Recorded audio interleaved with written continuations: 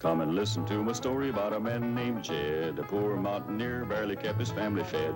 And then one day he was shooting at some food, and up through the ground come a bubbling crude oil, that is, black gold, Texas tea.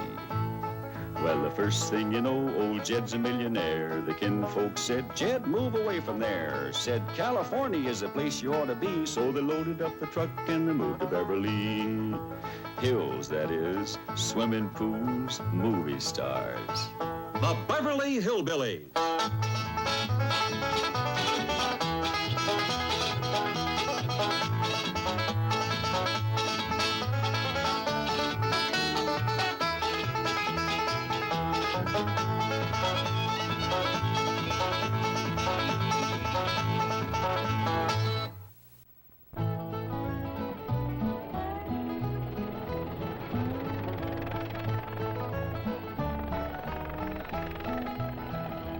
Welcome. Welcome. Howdy. Well, now, ain't that handy? That, Pa? Way the road takes a bend in here, runs right by the front door. No, Mr. Clampett, this is your driveway. It goes with the house. Is this thing a house? Oh, yes, indeed. It was built by John Barrymore, one of our finest actors. Pretty fair stonemason, too. Hey, Jed! This here is dandy soil. Fine, Granny. We'll commence plowing tomorrow. But this is Beverly Hills. Dirt is dirt. Yes, I know, but why don't we look around inside, eh?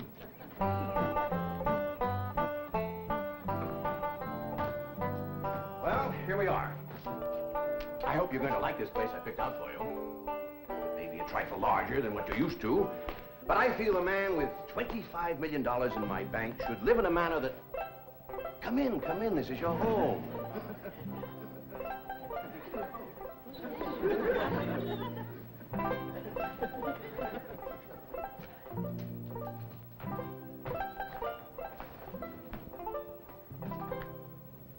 As I say, it may be a bit more than you're used to, but I'm sure you'll be comfortable.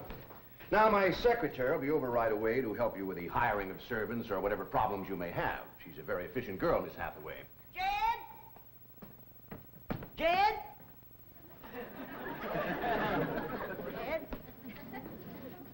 You and Jethro fetching my stove so I can get some victuals to cooking? Oh, you have a beautiful stove. Thank you. Fetch it in, Jed. You scare up some wood, Ellie. No, I mean you have a stove already installed in the kitchen. Where's that? I'll show you. Excuse us. Ellie, you go with Granny. She'll still need you to fetch some wood. Sure, Pa. Uncle Jed, guess what? There's a whole nother house up here. Guess we'll come down from there. Like as not, that belonged to somebody else. Here we are. This is your kitchen. Oh, and here's the stove. The last word in food preparation.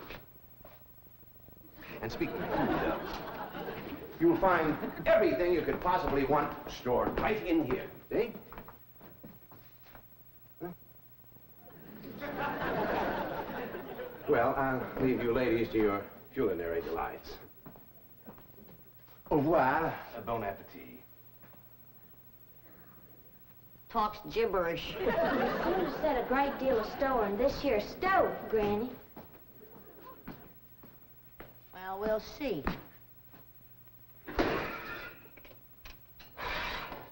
Ellie, you run out and fetch some wood. I'll get a fire to going in here and we'll see. Jethro, I hope it's all right for you to be missing school. Oh, sure, Uncle Jed. They ain't straight in the 5th grade. You in the 5th grade already? Starting this year. Yeah, it don't seem like no time at all since I went with your ma to get you started in the 1st grade. You was 6 years old. No bigger than that. We drove clean over to Oxford so you could go to the same school your pa went to. You wouldn't know that town today, Uncle Jed. Oxford? Yes, sir. Well, that town has growed and spread out and built up and just kept getting bigger and bigger. Where today, why, I bet you there must be at least 3 or 4 dozen people living there. A place like that's all right to visit, but I wouldn't want to live there. Can I be of any assistance? No, thank you, Mr. Drysdale. We were just talking about Jethro here getting back to school. Oh, well, we have some excellent educational facilities out here, Mr. Clappett. Where do you go to school, Jethro? Oxford. Yeah, you see, Jethro's ma, that's my cousin Pearl. She married an Oxford man, so naturally Jethro, he goes to school there, too. I'm the champion crawdad eater. At Oxford? Jethro put away 3 buckets of crawdads. 4. And he's learned to cipher and everything. Cipher some for Mr. Drysdale. 1 and 1's 2. 2 and 2's 4. 4 and 4's 8. I have to take off my shoes to get any further than that. Never mind. I'm sure we're thinking of 2 different Oxfords. You see, there's one that's very, very famous and very old. That's where Jethro goes to school. Been there since pioneer days. That's how come it got its name. It's where the oxen used to ford the river. So folks took to calling it Oxenford, and later on it got shortened to Oxford. Yes, I see. Well, I'll be running. Oh, by the way, here are your keys. My secretary should be over very soon. Well, thank you very much, Mr. Drysdale, for everything you've been doing for us. Oh, it's my pleasure, Mr. Clappett. You see, I'm not only your banker, I'm your next-door neighbor. Well, say, now ain't that nice? Well, now, why don't you bring your missus over tonight for supper, and I'll have Granny womp up a mess of grits and hog jowl. Well, you see, right now my wife is in Boston. Well, that's too bad. When'll she be back? Not too soon, fortunately. I'll see you later. Well, thank you, Mr. Drysdale. So long. Uncle Jed, you reckon one of these days I can have me a little bitty old taste of Granny's moonshine? Now, Jethro, you know the family rule about Granny's moonshine? You get your first taste on your wedding day and not before. Well, Uncle Jed, that might be an awful long time. I ain't even got me no sweetheart. How come? Well, back home, every time I get me a girl, one of them there big fellas would take her right away from me. Maybe out here in Beverly Hills. Paul, could I please have the axe? I gotta split some wood for Granny. Fetch it, Jethro. Ain't this place got a wood pile? Not that I can find, but I found a whole row of black old dead tree trunks, pretty near as high as this house. Are they kind of big for you to tackle? Well, shucks, no, Paul. They're only this big around, and all trimmed and topped and strung together with the black rope, so as no matter which one you cut, the others keep it from falling. Somebody had a right smart idea there. Just the same, I think I'd rather have Jethro do the cutting. Oh, Paul, let me. Ah, cutting trees and chopping logs ain't no work for a girl. I'm just as strong as Jethro. You ain't neither. I am so. You ain't neither. I am so too. You want to wrestle? Darn tootin'. Now, here. That ain't no fair fight. Somebody's gonna get hurt. Now, yeah, you see, you're getting too rough. Jethro. A person can get crippled from a hold like that. Get up from there. I can't, Uncle Jed. You turn him loose and get up from there before I take a strap to the boot. Now, here, you get out there and chop down one of them tree trunks and saw Granny some nice logs. Yes, sir, Uncle Jed. Could have whooped you if you hadn't tripped me. Ellie, come back here and sit down. I want to talk to you. Whoop them fair and square, and I'll do it again. You won't. That's what I want to talk to you about. Ellie Mae, you're getting too big to wrestle with boys. I ain't as big as Jethro. Big that way, I mean, growed up. You're a young lady now. You gotta start minding your manners and fixing yourself up real nice and wearing dresses. Paul, folks would call me a sissy. It ain't sissy for girls to act like girls. You see, Ellie, I raised you like a boy, and I was wrong to do it. I reckon every man liked to have a son, and you was my only young'un. And when your ma passed away, I just decided to turn you into a boy. By the time Granny come to help out, you was too wild to tame. By thunder, you could outrun, outclimb, outfight, and outshoot every boy in them hills. I still can, Paul. Yeah, but it ain't fitting. It ain't right for folks to go against nature. Now look at old Duke here. Reckon we could turn him into a cat. course not. That's right. Because nature made him into a dog. Just the same way nature made you into a girl. Here lately, she's getting more and more positive about it. You mean my ears is growing? No, nothing like that. You're pretty. Oh, Paul. I know you don't like it when I say that, but you like it when the young fellas around here come in saying it, and they will. Only they'll probably be using words, fancy words I won't even understand. But Ellie Mae, ain't nobody can ever tell you how pretty you really are except me. You're the living picture of your mom.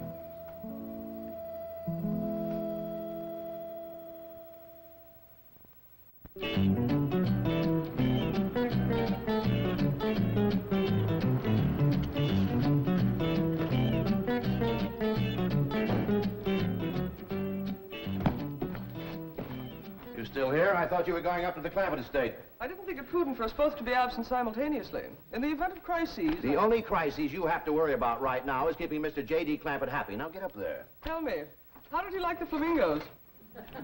What flamingos? I thought pink flamingos around the swimming pool would add a rather elegant touch. Mr. Clampett is not a man educated to elegance. That will take time. Right now, there are more pressing problems. Of course, getting settled, the servant problem. Well, whatever they are, just get up there and solve them.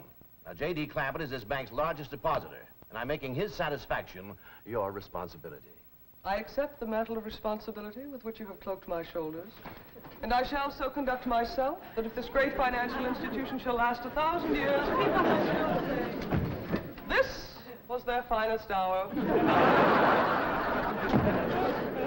Handy wood, all right.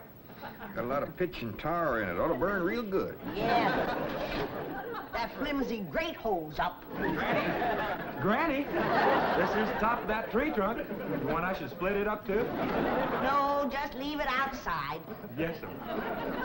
This place ain't even got a wood box. Yeah, folks don't need much wood out here. Remember what Pearl says? It don't get cold. Yeah, I remember.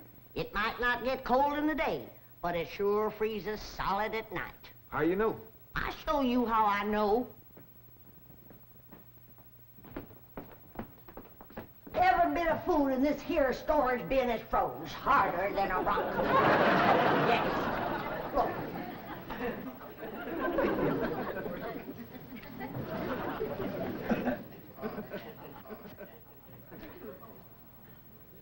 Mighty thin-skinned hog.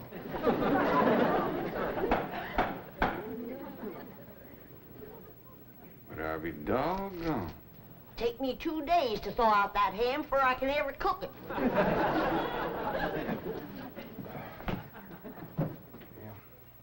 People ought to know better than store food up against the north wall. Tomorrow we'll dig us a root cellar and we put all this stuff in it.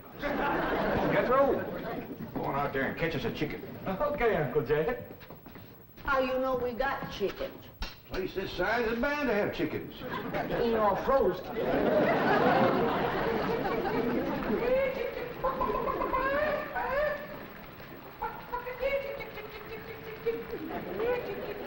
Chick, chick, chick, chick, chick, chick, chick.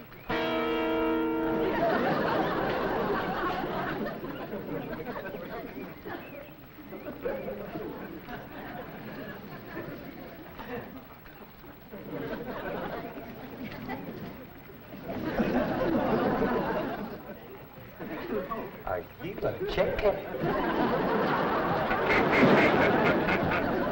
Here's that bucket. You want it? You take it, Ellie. See if you can find a creek. I gotta have some water. You know a pump on this place? It ain't even got a well. Uncle Jed, Uncle Jed. Yeah, boy, did you find a chicken? I found something. I ain't sure if it's a chicken, a goose, a duck, or what. Where is it? I couldn't catch it. That thing can outrun a jackrabbit. There ain't no goose or duck. Must be a chicken. If it is, Ma was right about things growing bigger out here. That thing was this high. Chicken? Ah, Jethro. Honest, it's got legs this long. Dibby's on the drumstick. Drumstick ain't much. Whoever gets that neck is eating from now on. Commences here and runs plumb up to here. Jethro, you ain't forgot what I said about Granny's jug of liquor. I ain't been at Granny's jug. You have your in for it. Honest, cross my heart. Where'd you see this chicken? Down by the cement pond. Cement pond. Uncle Jed, that pond is the fanciest thing you ever did see. Why, they are steps, so's the cattle can walk right down into it and get a drink. And up at one end, there's a lady standing there made out of rock. And she's a-pouring water out of a jar right into that cement pond. Oh. Well, that's how come that big old pink chicken to get away from me. Flew right over the top of that there rock lady, landed in that pond, and swam like an otter. Just flapping them big old pink wings and hollering. What color did you say that chicken was? It's pink. Ain't I told you that stuff would stunt your growth? Miss Granny, I didn't touch a drop. You and me is going to the woodshed. Jethro, you swear to be telling the truth? So help me, Jefferson Davis. You keep your hat off when you speak of the president. Granny, he ain't president no more. I'll have no Yankee talk in my kitchen. Now, Jethro, you and me is going back out there and corner that chicken. Granny, you get your fire to going. Ellie Mae, you sweep up out front and keep your eyes open for that Miss Hathaway. I'm counting on her to take you in hand and get you in the right kind of clothes. Come on. Chicken.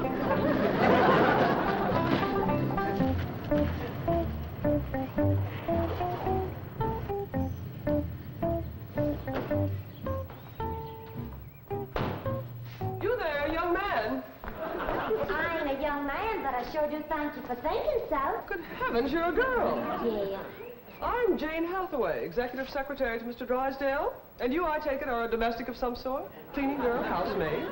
Just what are your duties with Mr. Clampett?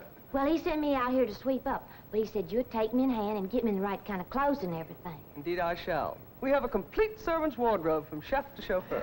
Come with me.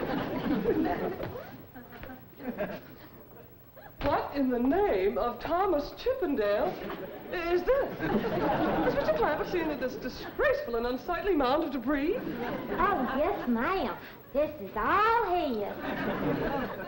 Oh, what charming antiques. Just like you said, Jethro, a rock lady pouring water into a cement pond.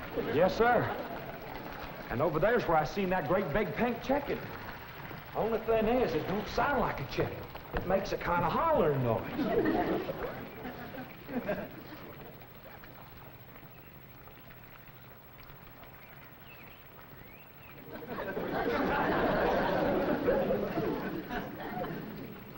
Reckon you'd make a hollering noise, too, if you was to lay egg like that. Man, oh, man. That's what I call an egg. Granny won't have to worry about food now. Wait till she cooks this.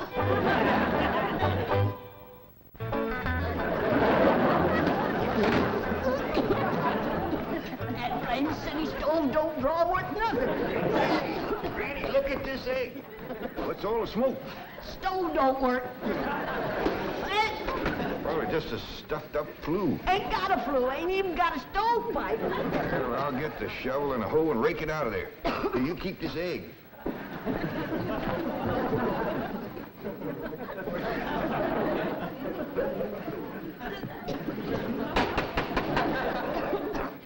Just like everything else out here. Froze solid.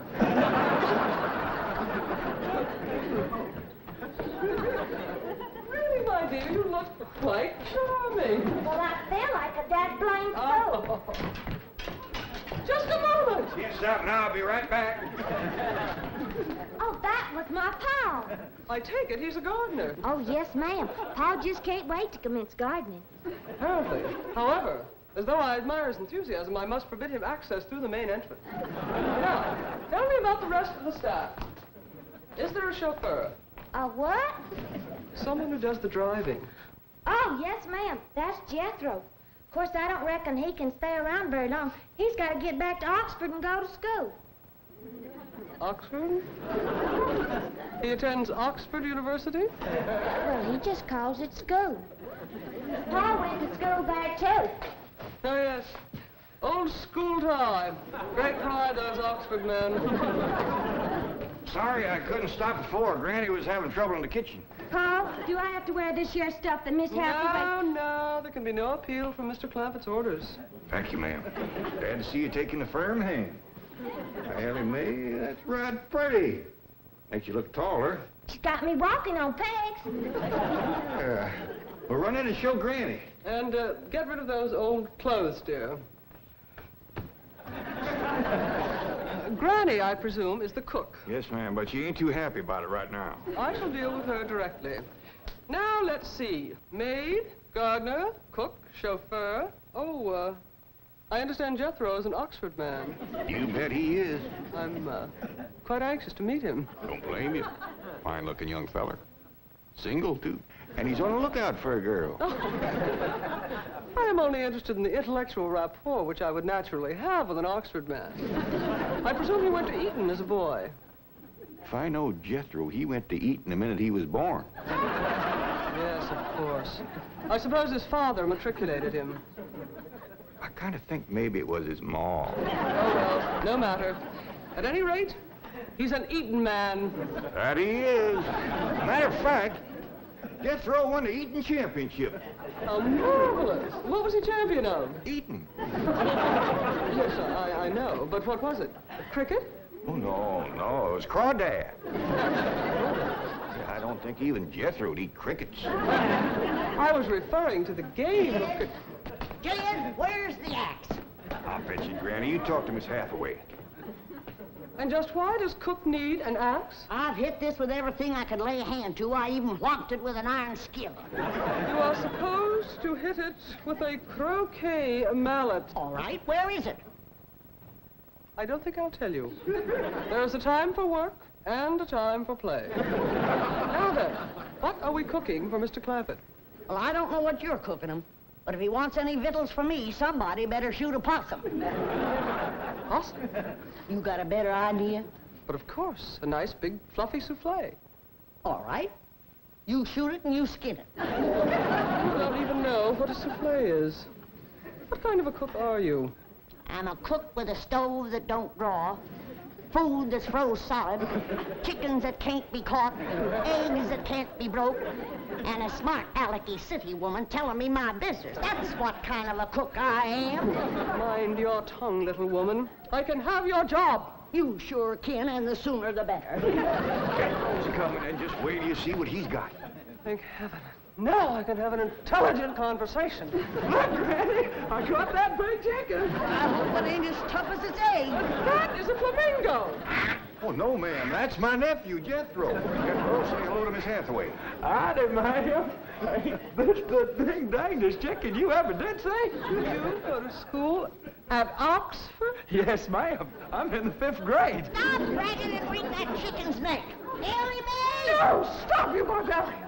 Don't harm one feather of that beautiful bird. I've taken just about as much as I'm going to take from you. Yeah, Granny. Ellie, you get the fire going under the big kettle outdoors. Young lady, where is your maid's uniform? I ain't going away. Oh, yes, you are. No, I ain't. Oh, yes, you are, if I must subdue you forcefully. I wouldn't try that. Tried to tell you. I'll set on her, Ellie. You get the fire to go. Now, here, Granny. Come on, let her up. Get off of her. You are discharged. All of you. Sacked. Fired. You are the most incompetent, insubordinate, belligerent group of domestics it has ever been my misfortune. Hathaway! Chief, you're just in time to help me take disciplinary action. You're fired. I've already told them. Not them, you. These people are the Clampetts. Clampett? Yes, that's right. Now go back to the office and pick up your severance pay. You're through. Now, Mr. Drysdale, hold on a spell. I reckon there's been a kind of a misunderstanding. But this little lady's been a right big help to us. Why, she fit in just like one of the family. Matter of fact, her and me is going out hunting. Ain't that right, Miss Hathaway? Yes, and... Yeah. Jethro, you can take that pink chicken back out to the cement pond. We're going out and shoot us a nice, big, fluffy souffle.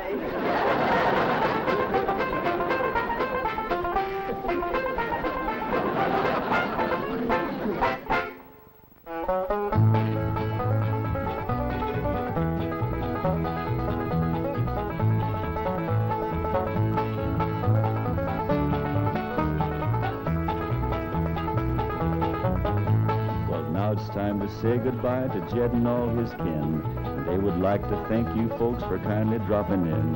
You're all invited back next week to this locality to have a heaping helping of their hospitality. Hillbilly, that is. Set a spell. Take your shoes off. You all come back now. Here. This has been a Filmways production.